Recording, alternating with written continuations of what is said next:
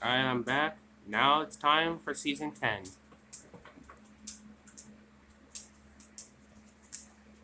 Now, season 10 once again introduced characters that, well, two of them at least, hardly did anything. And this right in front of you is, well, you already know him, Freddy, otherwise known as Fearless Freddy. Freddy was first introduced in the season 10 episode, well, Fearless Freddy, where he returned to the narrow gauge railway after so many years of being gone. And yet somehow Sir Handel knew him, yet Scarlowi and Rheneas didn't. And so it is safe to assume that Fearless Freddy was one of the engines that worked on the Mid-Sodor Railway. He's an old engine, but he has a daredevil side to him, as he used to be known as the fastest engine in the hills, and knew a lot of shortcuts that I suppose helped him do his jobs quicker and on time. Personality wise, he's fun, friendly, and fearless. Yet his age has taken a toll on him to where he's not as fast as he used to be, which is why he had to resort to using shortcuts in order to beat Scarlowi and Rheneas, who were, along with the other narrow gauge engines, extremely out of character during this season. But that's a top during this era. But that's a discussion for another day. What irritates me is how, well, you can't really see it, but Freddy is apparently the number 7 of the Scarlowi Railway. When, ahem, what the heck happened to Ivo Hugh? Now, like many others, it is safe to we can all just assume that Freddy had that because he was number 7 on the Mid-Sodor Railway, and so his number reminded him of his Mid-Sodor days, where he was actually the fastest engine in the hills. Out of all the TV series narrow gauge engines from the Scarlowi Railway, Freddy would probably be my least favorite. I mean, I don't hate him by any means, but he's not really that interesting, and but I do praise Hit Entertainment for giving him lead roles in episodes. So yeah, not a bad character. He could use some tweaks.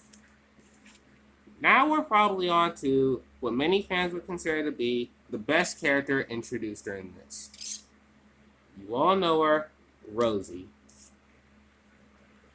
Rosie was first introduced in the season 10 episode Thomas and the Birthday Mail, where she was a new engine, and even though they didn't portray her as a new engine, but we all know she's a new engine. And so she liked Thomas so much that she wanted to be just like him, and so she'd try and copy his every move, much to his annoyance. Thomas was an And it makes sense that Thomas would be annoyed by her, not because of that, but because in real life, Rosie's class, the Southern Railway USA S100 class dock tank, were they had replaced the E2's Thomas's bases at Southampton docks, and they were later replaced by Salty's bases. I think in '07, maybe a BR class '07. Let me know in the comments below if you know Salty's bases. But Rosie is a really great engine. The wiki says she's lavender, but I don't care what anyone says. In my opinion, this is pink. This is pink. Nothing you say will convince me otherwise. And she has that tomboy spirit to her. Like she's she's fun, but she has that feisty side to her, similar to Mavis if you think like that. But over time, Rosie has matured as she's considered to be a voice of reason for when characters such as James get too cocky. And There's nothing really more I can say. Rosie is an amazing character. She's the best character introduced in season 10, and I am very thankful that they kept her around in the CGI era, and after like around Journey Beyond Sodor in season 21, they properly reintroduced her. Amazing character, best from season 10, hands down. Now we've made it onto Whiff. Whiff was first introduced in the season 11 episode Emily's Rubbish, or Emily and the Garbage if you live in the US like me, where he was brought to Sodor to be, well, the rubbish collecting engine, and Emily had to work with him. Unfortunately, the other engines laughed at Emily for working with such a smelly engine, and Emily wanted to avoid Whiff at all costs to avoid the other engines teasing her,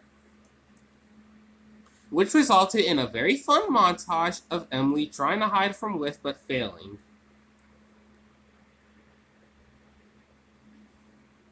One thing you'll note about Whiff is that even though my models are kind of faded, he has glasses,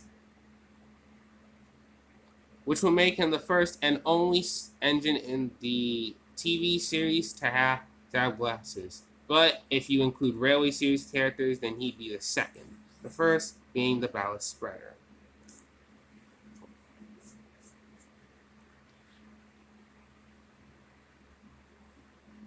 Whiff's basis, aerial light, is actually preserved and is being kept at the National Railway Museum in York, along with Neville's basis.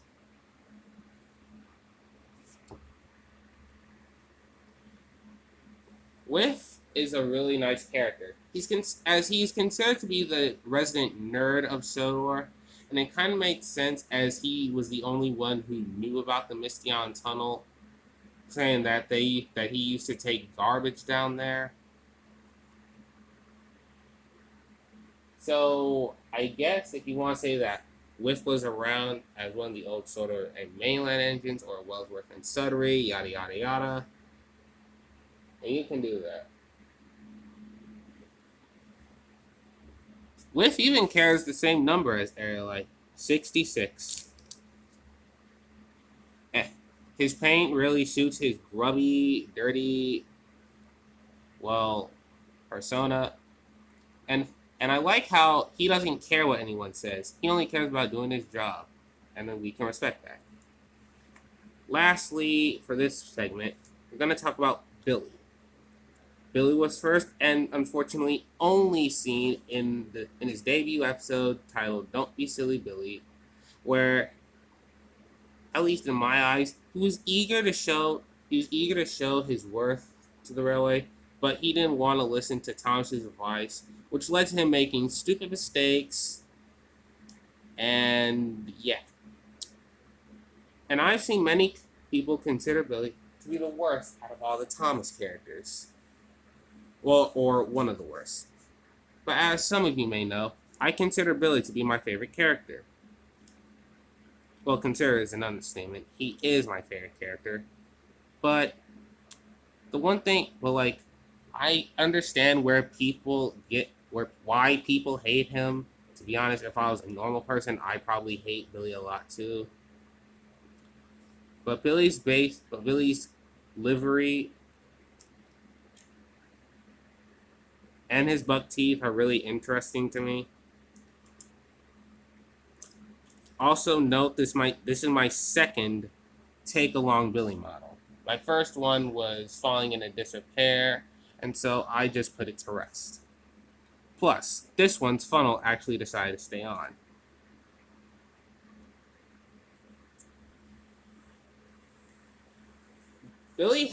Out of all these characters, I consider Billy to have the most potential. Like he had the potential to become a better character. Hit Entertainment didn't take advantage of that like they should have. He was originally meant to appear in Splish Splash Splosh, but he was replaced with his purple clone, Charlie.